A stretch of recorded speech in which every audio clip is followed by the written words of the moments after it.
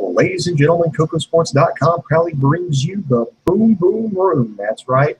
You got me, the sexiest man on all of Internet Wrestling Radio. That's right. Boom Boom here, shaking the room live from the RVA of Richmond, Virginia. And what can I say? I'm coming to you a little toasty here. I don't know if you can tell from where you're watching, but I got a little sun. I took a little trip to the beach, got a little sunburned, and it's kind of a pain in the ass, but that's not really what bothers me. The fact is, it's bad enough that I'm sunburned. And here, I don't know if you can see it from here, but I've got splotches on me where that spray-on suntan lotion. I use some of that, and it only covered like the areas you can actually see where it hit and where it didn't. Because where it hit, it's fine, but where it just kind of brushed over, I've got like a bad sunburn. It fucking hurt to sleep last night, so I didn't get a lot of sleep, a little tired. But hey, I persevered, moved forward. Even had a chance to sit down with some aloe on my shoulders and watch tonight's episode of Smackdown. And speaking of that, I'm going to ask the question that I ask each and every time that we do one of these shows is, what do you give tonight's show? What do you give it? Do you give it a win? Do you give it a loss? Or do you give it a tie? So down here in the comments section, put win, loss, or tie. And you know what? We may even play a little fact or fiction. I know we got a little had a little fun with that on Monday night. Even got a little response with that on my NXT review, which you can watch at KocoSports.com if you happen to miss it. So everybody buckle up and let's sit down here. We had SmackDown coming to you live from Buffalo, New York. Of course, they started out with the In Memory of Dusty Rhodes tribute. I think a great way to start off the show. 1 week today, unfortunately, the American Dream passed away. And by the way, both Dustin Rhodes and Cody Rhodes have published their eulogies to their dad. I think we might have a link to that. If not, it's going up on KocoSports.com. But check it out. I've already read Cody's. I got to read Dustin's next. But the show starts with Pyro, Sheamus walking out, talking about making fun of the fans, saying, well, you know what? When I first came back, all you did was chant about how I look stupid, and then he held up the Money in the Bank briefcase. Well, I've got this now. Who looks stupid now? I'm one broke kick away from being WWE World Heavyweight Champion, and I beat up Orton, and no one's going to stop me now. Well, Dean Ambrose took exception to that. He came out and said, he was ready to throw down. He was going to get in everybody's way. Sheamus said, well, you know what? Yeah, we both had matches we both like to fight. We both had matches at Money in the Bank, but unlike you, I actually won mine. And if you're looking for a fight, and you're looking for wants to come and take this briefcase, come and get it. And Ambrose was going to go get him some, but then Kane came out, and then they changed it to immediately to start a 2-on-1 handicap match, Sheamus and Kane versus Dean Ambrose. This went not very long, because when during a 2-on-1 kind of beat down, Roman Reigns came out and jumped in to back up Ambrose. This caused he attacked Kane. This called for disqualification. And then this set up the main event for tonight. They were going to redo the match. They were going to have Sheamus and Kane teaming up to take on Dean Ambrose and Roman Reigns. I think it was a decent way to start off the match. I liked how Ambrose was talking to Sheamus about the Money in the Bank briefcase, saying that, technically speaking, that Sheamus stole it and he was going to go in there and get that briefcase and give it back to the rightful owner. So I like that. And then Kane obviously following back up with their, kind of their discussion on Monday Night Raw. This led to the handicap match and led to a main event. I think it was a good way to set the stage. Next, we had Paige versus Brie Bella for this. Not a huge, not a lot. It was a little bit longer than what I thought. They were obviously they went back to Paige, just trying to give her, speech where everybody walked out on her. But the match itself was actually not bad. Brie looking okay in the ring. Paige looking amazing as always. This is my house, giving her a lot of knees to the face. Anyway, but it looked like Paige was about to take it when Alicia Fox tripped Paige, causing her to fall off the top rope. Bree hit whatever that fucking finisher is and got the pin and the win. It seems that Alicia Fox has formed some kind of alliance with the Bella twins. Um, I kind of like this because they were trying to sell the whole, these girls don't want a leader, referring to the Divas division. They don't want to be led by Paige. They don't want to rally against the Bella twins. They just want to be individuals and do their own thing. I think that was a better way of doing things. Because right now WWE has this problem where every female athlete is the same athlete. They're all fucking catty bitches who are fucking crazy and they hate each other because, yeah, I guess that's what women do, right?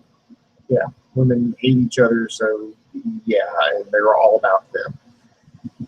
Yeah, I'm hoping this leads to something a little bit bigger. I'm hoping that this leads to something like a way to introduce Charlotte in. I may, this is something I suggested like months ago, previously on the Boom Boom Room.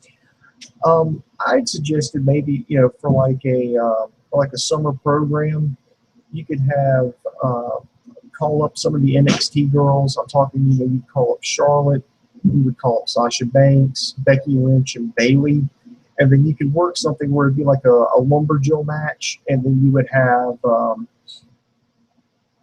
Some of the girls on the main roster try to bully around the NXT girls, but the NXT girls would take obsession to it and start a fist fight right there with them, which would lead to like a little summer program going up to SummerSlam and kind of have like an elimination style 10-woman tag. They may do something like that, but I'm honestly thinking it's going to be Paige going to have to call up try to call some backup from NXT, and then you could have NXT, just completely rip into the Divas division. Go, yeah, you may be Divas, but we're actually women. We're the real ladies. We're the real wrestlers, and just have some fun with it. That's what I'd like to see. I'm hoping they're laying the foundation for this, but if they just get up Charlotte, I think that'd be a great first step. Now, would it lead to that 10-women tag that I'm hoping for? But I'm realistic, to be honest, probably not. But, a guy can dream, Kenny. I just think that would just be a better way to go. Next, they had the backstage interview with Kevin Owens by Renee Young. They obviously addressed what happened at Money in the Bank when he attacked John Cena after the match, and then his actions on Raw where he powerbombed Machine Kelly under that crash pad. They talked about kind of the punishment was he had to do a public apology, so he tweeted an apology. They did an interview. Renee Young even criticized Owens over his refusing to put the NXT title on the line in his open challenge against Dolph Ziggler, to which I loved how Owens has been doing. I mean, he's like, his character is borderline fucking psychopath. I mean, just a complete, actually more of a sociopath. Because he said, well, you know what? I don't like to be giving things away. Things need to be earned. I'm old school. And Dolph Ziggler didn't earn that. And besides, what does it matter? I won. And had Renee Young sit there and admit, that he won. And then he talked about how, Machine Gun Kelly, I loved how he explained his actions, saying that, he was out there trying to be a hero. And besides, none of this would have happened if Machine Gun Kelly had put his hands on him first and John Cena not started the whole thing. None of this would have happened. So it's their fault. That's why I love that. A bad guy always shifting blame. Because I think it was Michael P.S. Hayes who said the best villain is actually the hero of his own little twisted world. And that's what I like about Kevin Owens. Kevin Owens, his character, in his mind, he is the hero of his own little twisted world. And through his own logic, he's like this hero fighting against the machine. And I like it. I think it's come off wonderful on stage. He's quickly become the best. And Coco's not going to like this, but I think he's the best bad guy in WWE. I really do. I stand by that statement that Owens is the best bad guy. So you guys tell me what you think. Do you fact or fiction? Okay, let's do this. Kevin Owens is the best bad guy in WWE right now, period. Is that fact or is that fiction? So down here in the comments section, tell me what fact or fiction and why. So Kevin Owens is the best bad guy in WWE right now. Let me know, fact or fiction. Cesaro stepped on in and said, I hear about this fight, Owens fight, but all I seem to hear now is talk, Owens talk, and then invited him and challenged him to a match, and then just, kind of touched him and said, and just so there's no miscommunication, I touched you first. That set the stage for something. I was like, holy shit, they're going to go ahead and do this match now. They're going to give this away on free TV. You got Cesaro versus Owens, but I was like, oh, but it's SmackDown, so it could be pretty good. They could give them time. So I was like, wow, I'm actually kind of fired up. I want to actually see this match, see how this lays out. Next, we had Dolph Ziggler come out with Lana, and then his opponent, Bo Dallas, came out, obviously calling Lana despicable for abandoning Rusev and breaking his heart. And this match actually wasn't long. In fact, I think this started with Dallas working over Ziggler in the corner, and then Ziggler threw Dallas into the ropes and hit the zigzag, got the victory. I mean, this whole match was like a minute, so it was a really quick, just boom, boom, boom, done. But, it was good for what it was.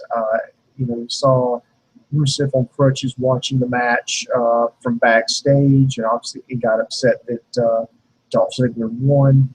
I kind of like the whole, stalker exploit. In fact, I think, this is one of those times where WWE got handed lemons and had decided to make lemonade once.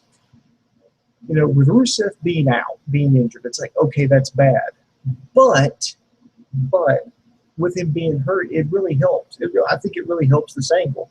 Because if he was to split, when they did the split up, it's like, okay, he's trying to get her back. He's trying to get her back. Well, now that he's hurt, now he's definitely got a reason because he doesn't have matches to worry about. I mean, he's got nothing but time to think. So he's got his foot in an air brace. He's on crutches, and he's obsessing about his ex, trying to get her back. He can't stand to see her with another guy. He really can't go in there and confront. I mean, he can't just go straight up there and beat up Ziggler because he's only got one leg right now.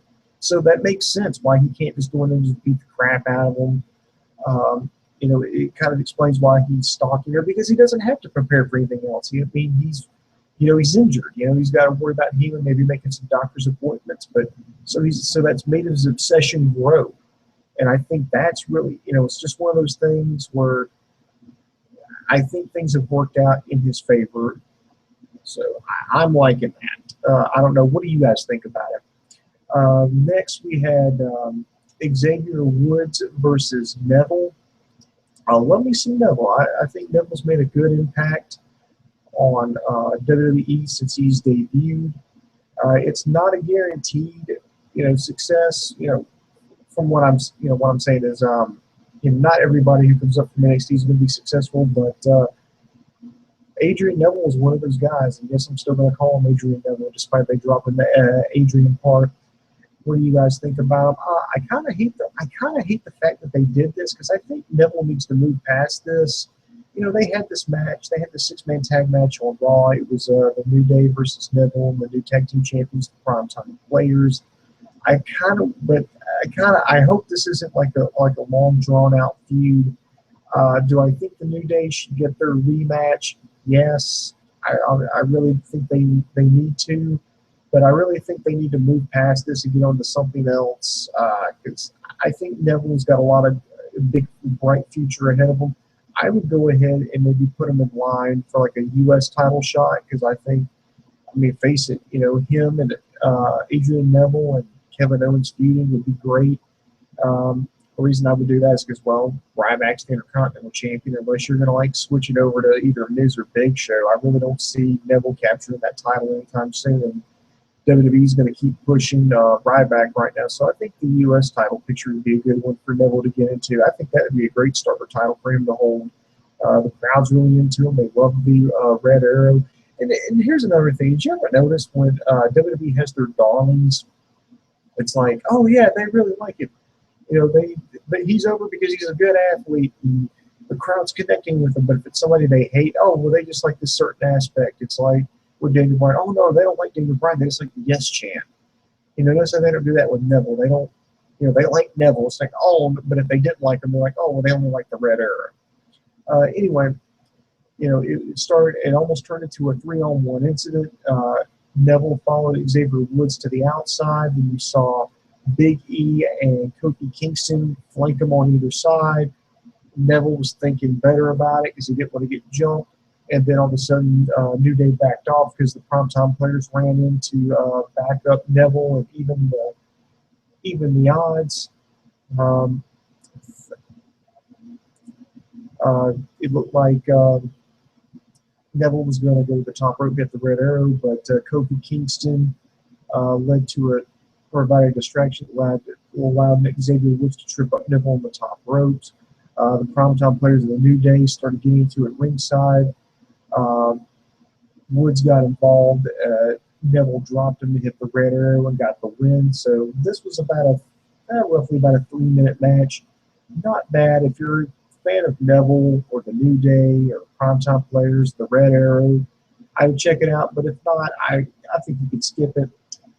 Then they just brought out Seth Rollins, kind of addressing the fallout from Monday Night Raw. He was playing the victim, saying, he's always being disrespected. He's taken it to the next level. He's talking about the reason why Brock Lesnar didn't touch him is because, he knew he would have beat him up.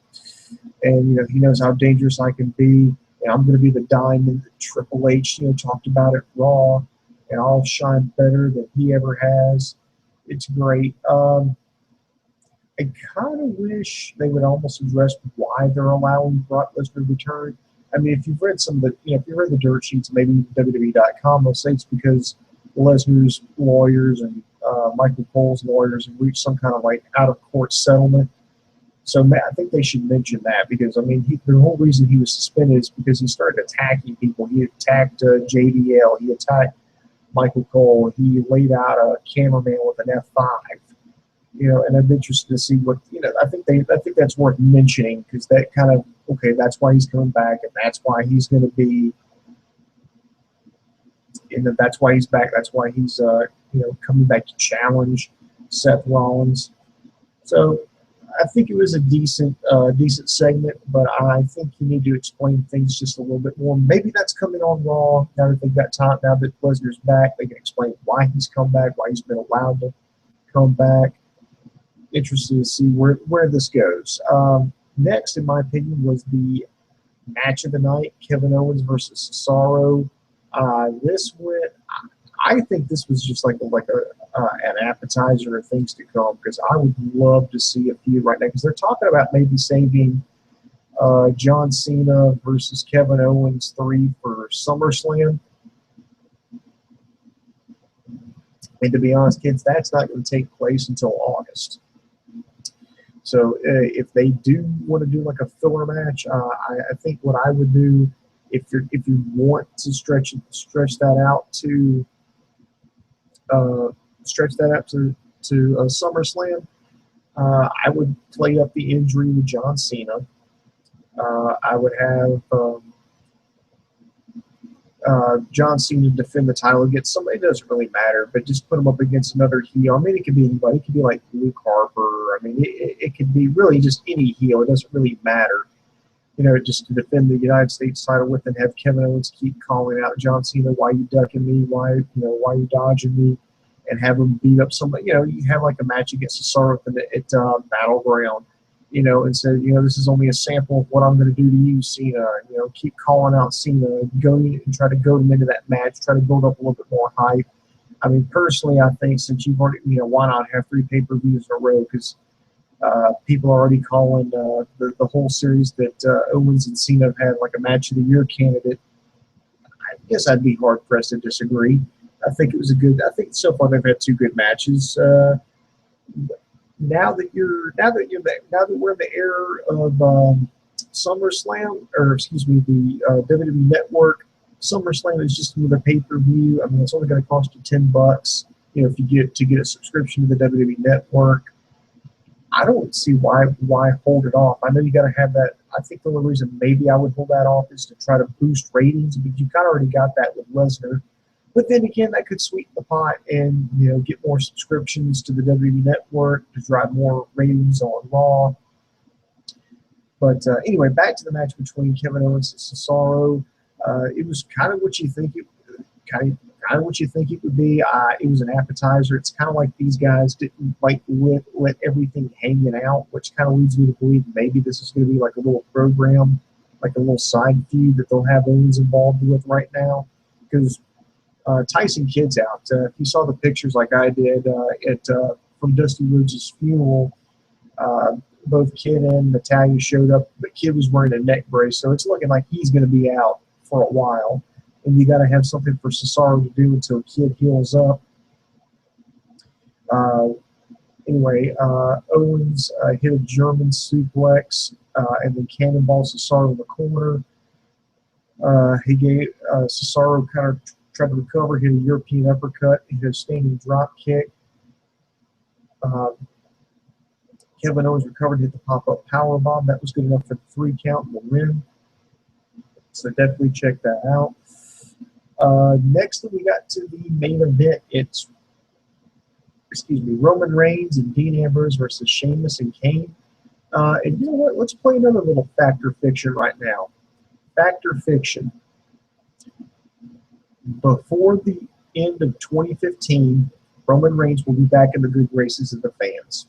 Fact or Fiction. So down here in the comment section, Fact or Fiction and why. You know, just the question is, or the statement would be, well, before the end of 2015, Roman Reigns will be back in the good graces of the in the good graces of the fans. Excuse me. Damn it, I just can't talk tonight for some reason. Is that fact or is that fiction? Let me know. So we get to the main event here. It was pretty much like your standard tag team match. Ambrose took a blunt to the beating. You know, both having Sheamus and Kane working over Ambrose. Of course, Ambrose made the tag. Their team started to make a comeback. Roman Reigns got fired up with the Superman punch. He had hit. Excuse me. I cannot talk. But anyway, Sheamus hit Ambrose with a bro kick. Superman punch hit Sheamus. It looked like the good guys were about to win, but then Bray Wyatt's voice came over on Titantron, started singing "I'm a Little Teapot," holding up the picture of the PSA of Roman Reigns with his daughter, I guess mocking his PSA about being a father. This led to a long enough distraction. Sheamus, he just took out Reigns' teeth with a bro kick. Got the 1, 2, 3 and the win. Wyatt again singing "I'm a Little Teapot," telling Roman Reigns "Happy Father's Day, Roman." Now won, and then went out. That he jumped off. This picture went off the Titantron, and then Roman Reigns looks over under him in the ring. He picked up a picture and held up the same picture that Bray Wyatt was holding of him and his daughter, and that's how the show goes off the air. So, all in all, not a bad show. I'm going to give it a solid win. Looking back on it here, let's see, the opener, I think it's worth checking out because I think it lays a good foundation. Paige versus Brie Bella. If you're not a big fan of the Divas division, you're not going to be a fan of this match. If you like stuff like Total Divas, I think it's worth a look. Dolph Ziggler versus Bo Dallas. I would probably skip it unless you're like a hardcore Dolph Ziggler fan, which there are quite a few of you out there. I like Dolph Ziggler too, but this match was really short and nothing really special. Xavier Woods versus Neville. Like I said earlier in the review, if you're a fan of the New Day, Neville, the Primetime Players, it's worth checking out. But again, this one is another short match. You can probably skip it and get by with it. Kevin Owens versus Cesaro is a must watch. I think both these guys put on it was a decent match, even though there was like a chin lock in the middle of it. So have fun with it. I hope that this is a sign of bigger and better things to come. And the main event's not bad. It's passable. So I'm a fan of Dean Ambrose. So I think that alone's worth the price of admission. And here's another fact or fiction question. Fact or fiction? Dean Ambrose will take the place of Daniel Bryan in terms of the everyman person that the wrestling crowd connects to. So fact or fiction, let me know, fact, fiction, whatever, and why. So the question, just one more time, Dean Ambrose will take Daniel Bryan's place in regards to being the everyman that connects with the crowd. So that's fact or fiction. So guys, let me know down in here. Let's check it out. And let's see, let's get to your questions here. Well, it's actually Lennox Watersey. Good Lord, he's like my #1 fan. Why? So he actually gives the show a loss. Now, why is that, Lennox? He says, I was looking forward to Owens versus Cesaro, but it was completely underwhelming. I know what you mean, Lennox. Like I've been saying, I think they just kind of scratched the surface of what they can do, and I hope this is just they're starting out a feud here. This is like a little side feud leading up to the Owens eventually challenging for the United States Championship. I think this was just an appetizer, so I agree with you on that. If it was on an NXT special, it would have been match of the year. I agree, but I don't think you want to give away something like that good for free without any notice. I think you want to have some hype. You want to have some build up. I want to see this on a pay-per-view where they go all out. I think this was to establish a feud. I mean, we didn't know these two we didn't know before tonight that Cesaro was taking issue with Kevin Owens running his mouth. So for them to go out there on no notice and go just go balls to the wall, I think would have been wasted, especially on a SmackDown. If you're going to do that, I think it definitely needs to be done pay-per-view, or it needs to be done. As much as I hate to say it, because I don't get to watch it live, but Monday Night Raw, and have a build up to it, because I think there's a lot of money in that, and I think there's a lot of ratings you can get off of that. I think these two are great talents. So I understand what you're thinking there, Lennox, but I'm just going to say give it a chance. I know I criticized WWE for it, and I could be completely wrong. This could just be a one-off thing. And then, yeah, I would agree with you. But I'm thinking this is maybe a sample of things to come. Let's see. Mr. Watterson says, either Rollins should win against Lesnar or Triple H should cost him the match. I would like to see Rollins turn face and feud with Triple H and segue into Rollins versus the Authority's Kevin Owens. It's funny you should mention that because, I've heard, rumors. I mean, there's different scenarios. Of course, things can change between now and then. I've heard they're actually saving Seth Rollins versus Triple H for SummerSlam, and Rollins would wrestle as the babyface. So I can see that happening. That's about it. And yeah, that's another thing I've mentioned on the Monday Night Raw review that I would like to see right now. It would make sense storyline-wise to have both Kevin Owens and Sheamus join the Authority faction. It would make sense. Kevin Owens would be like the new chosen one because he was on NXT. He's the NXT champion. He's one of Triple H's projects. So yeah, it would make sense. And plus, he doesn't complain. He doesn't bitch. He doesn't. He's not a sniveling little worm like Rollins is. So it would make sense for him to want to do that. And then you would have a big bully in the form of Sheamus. I think that would just be a great addition to the Authority, and then you could have Rollins have to reap what he sows, and maybe even have to swallow his pride and put the Shield back together to take on the Authority. Oh, man, that would be great. I mean, you have the Shield versus Kane, Owens, and Sheamus. I think that could be something. But yeah, I think that's something that could be on the horizon. And I guess Lennox Watterson is asking me fact or fiction. Sheamus will cash in on Roman Reigns. Ooh. Well, it would have to be in the future. Oof. I could give you the Coco answer. Yeah, he would totally do that unless he doesn't.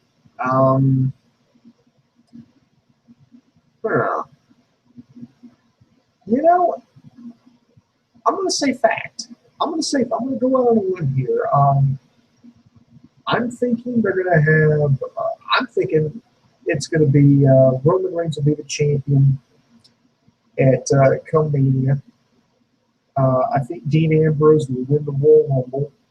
They'll go into Mania, and I think Roman Reigns could come out on top, and then Sheamus could cash in. I could see something like that happen. So I could go out. Oh man, I could see that. I'll play this game with you.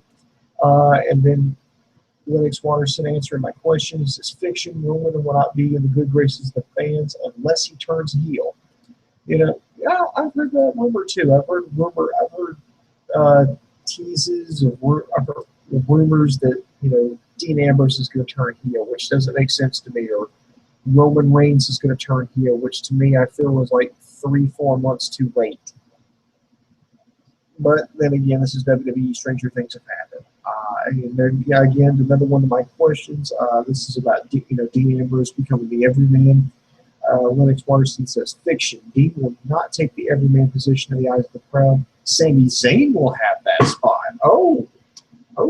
Yeah, that is good. You know, once he gets healed up, I can totally see that. Sami Zayn's going to have to come up to the main roster now. I mean, he's supposed to get called up anyway. But the story I heard was he intentionally held off on that so he could specifically have the program with Kevin Owens, and just things have happened to where Owens got called up early, and now that Sami Zayn was pretty much going to come up anyway, I mean, it would make sense. Sami Zayn gets healed up, and he comes chasing Owens onto the main roster on the Raw, and that leads. Oh God, dude, that's going to be your feud 2016. That's going to be the feud. That could be a potential Mania match. Sami Zayn versus Kevin Owens at Mania. That's if he does. That's of course if Owens doesn't get the title back again. Maybe crazier things have happened. Dude, I like that idea. Ooh, way to go there, Lennox, man. You're on the ball tonight. Let me check some more comments.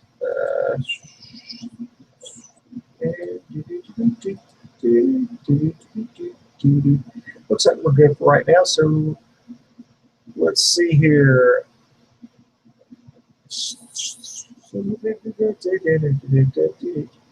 Okay, real quick here, let's see.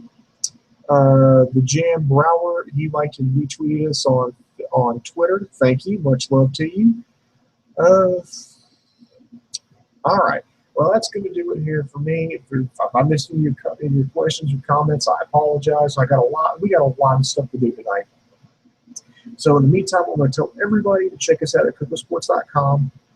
Like to and subscribe to us on YouTube, Facebook, and Twitter. If you're watching this live right now, stay right here. Dave's going to join me shortly.